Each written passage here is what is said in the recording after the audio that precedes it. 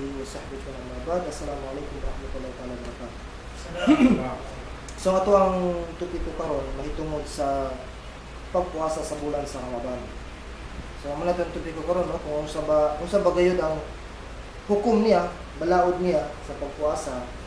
Kung usa pa itong mga kaayuhan nga makuha nato sa pagpuasa sa bulan sa Ramadan, kung sa katong mga butang nga ginadili samtang nagapuasa ka sa bulan sa Ramadan, ug unsa katong mga butang nga dili makapawala og bisa sa tuwang pagpuasa. So sa mubo nga oras nga itong pagparaguban-uban karon mga igala mga igsoon, so atong ipaabot sa inyo ha o sa mga naminaw sa tuwa kung unsa bagayod ang essence sa pagpuasa sa Ramadan. Unsay sulod? Kay dugay na nga panahon sige ta og puasa sa bulan sa Ramadan no. Permanente nagaabot sa tuwa ang pagpuasa sa bulan sa Ramadan. Pero kita mismo nga Muslim, daghang mga Muslim karon mga igsoon nato, wala sila masayod kung unsa bagyod or unsa bagyod ang sulod sa pagpuasa sa bulan sa Ramadan. Nga naman giordinansa kini sa Allah Subhanahu wa Ta'ala sa mga Muslim, sa mga taong manunuo sa iyaha. So nay usa ka dalil sa Quran mga igala mga igsoon, nagpamatuod nga ang pagpuasa sa bulan sa Ramadan usa kini ka obligasyon sa tawo nga Muslim or usa kini ka haligi sa Islam.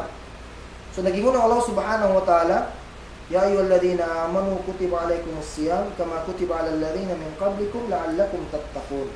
O kamong mga manunuo, giobligar sa inyo ang pagpuasa sa bulan sa Ramadan susama sa pagkaobligar kadtong nakauna pa sa inyo nakauna pa sa atua ng mga henerasyon aron kamo matugkan og kahadlok sa Allah Subhanahu wa Ta'ala. So sa ato pa mga igala mga igsuon, dili lang di ay kita ang naordinansahan nga magpuasa sa bulan sa Ramadan. Naapay mga propeta nga nakauna sa tua. Susama ni propeta Daud alayhis salam or David alayhis salam. So ang pagpuasa sa panahon niya, magpuasa isa ka adlaw, magkaon og isa ka adlaw. Interval ang iyang pagpuasa sa una. So inato ang ordinansa, ang balaod sa pagpuasa sa iyang panahon. Yan ang abot na pod kang propeta Jesus alayhis salam o Isa alayhis salam. Nasayod ta nga ang pagpuasa sa panahon ni Jesus or Isa alayhis salam 40 dias. Nya 23 oras. Ang isa ka oras ni ana gigahin sa pagkaon. Mukaon siya at the same time mo na kato ang iyang panihapon, at the same time mo na pud kato ang iyang sahur. No? Do mutuyod na pud ang 23 oras. Unya pag-abot diri sa tuwa sa panahon ni Muhammad sallallahu alaihi wasallam, pinakaulayang propeta nga gipadala sa Allah Subhanahu wa Ta'ala, nalahi na ang ordinansa. Nahimo na lamang 12 hangtod 13 oras ang atong pagpuasa. Unsa ba gayud ang meaning sa siyam, pagpuasa? Ang meaning sa puasa mga igala mga igsuon, sa literal nga meaning is pagpugong. Mao na ang meaning sa pagpuasa. Pag-aayuno sa basa pa sa Tagalog, no? Pagpugong. Ang definition na diri sa Islamic definition, ang puasa bimana pagpugong sa imong kaugalingon nga dili ka makabuhat o mga butang nga makapawala og bisa sa imong pagpuasa gikan sa pagsidlak sa adlaw hangtod sa pagsahop sa adlaw. So mao tong definition sa Islam.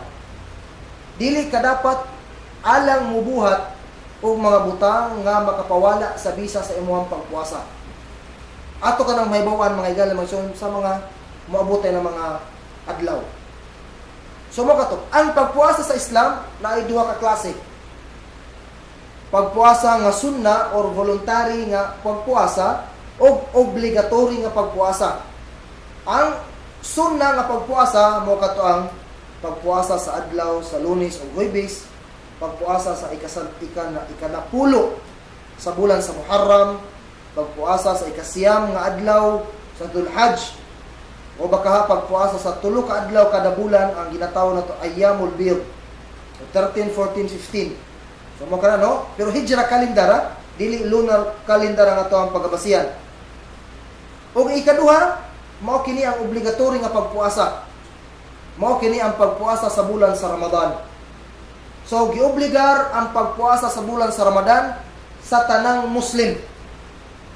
So karang Muslim, subot pasabot, kanang non-Muslim or kafir nga magpuasa, bisan pa og kumpleto ang iyang pagpuasa tungod kay dili siya Muslim, dili ka to pagadawaton sa Allah subhanahu wa ta'ala sa iya.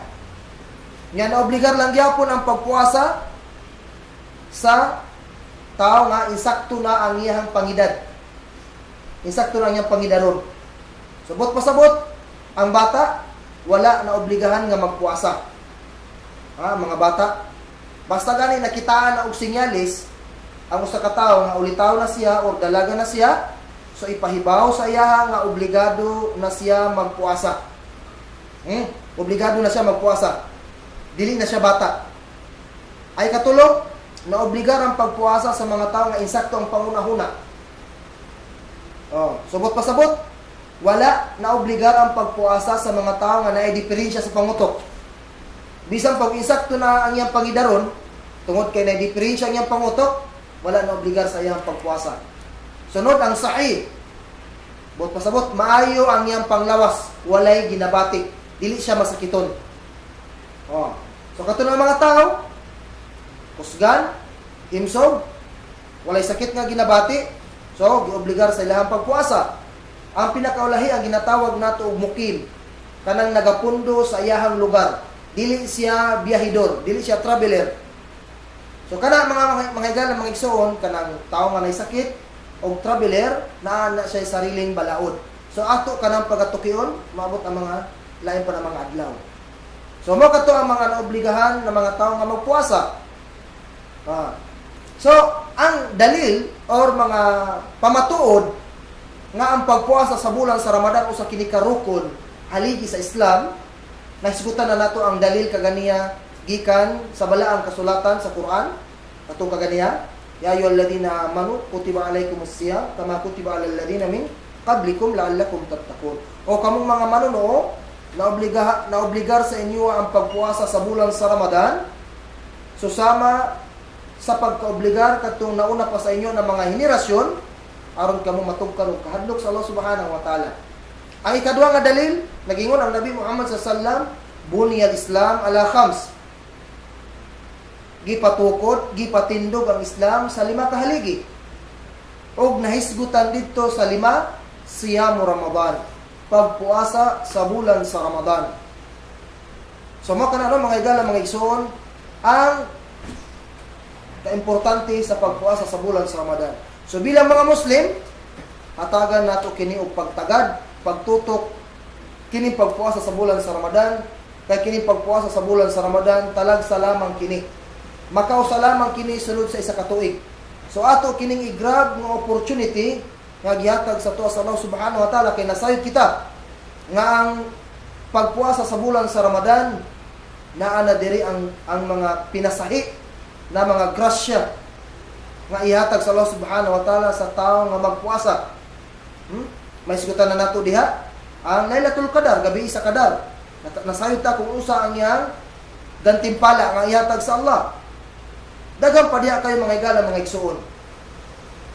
So karon, unsa bagayod ang makuha nato nga kaayuhan sa pagpuasa in general? Pagpuasa, kaayuhan sa pagpuasa in general. Nagingon ang Nabi Muhammad sallallahu alaihi wasallam, kullu amal ibni Adam lahu illa siyam fa innahu li wa ana ajzi bi. Tanawa, nagingon ang Nabi Muhammad sallallahu alaihi wasallam sa hadithul qudsi. Gikan sa Nabi Muhammad sallallahu alaihi wasallam, nadunggan niya ang Allah subhanahu wa ta'ala nga nagingon, tanang trabaho sa tao iyaha kadto, liban sa pagpuasa, kay ako akadto o ako mismo ang muhatag og gantimpala sa iya.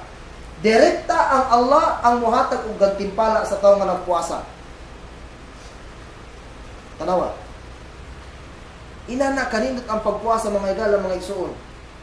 As-siyamu junna, ang pagpuasa taming, protection.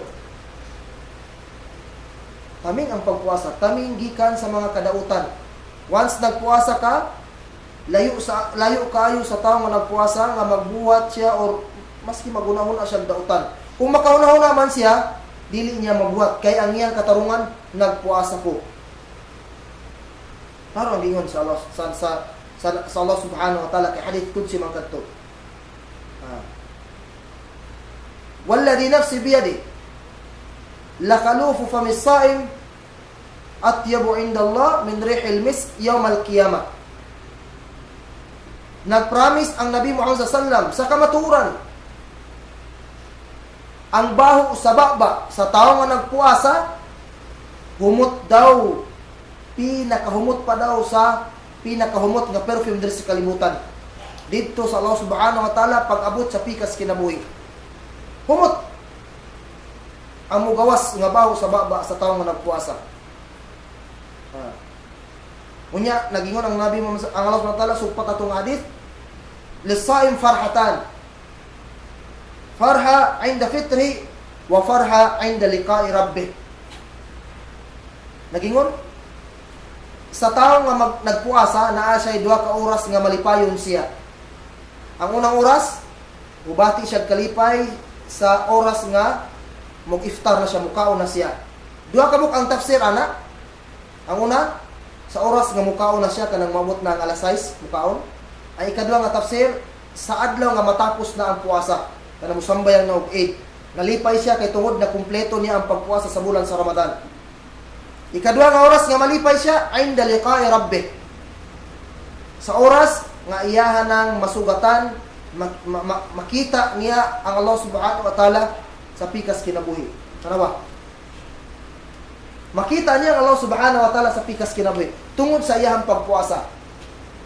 But pasabot, dili lang pagpuasa sa Ramadan ang iyang gihatagan og pagtagad o pagtutok. Kundi pati katong mga puasa ng mga sunnah.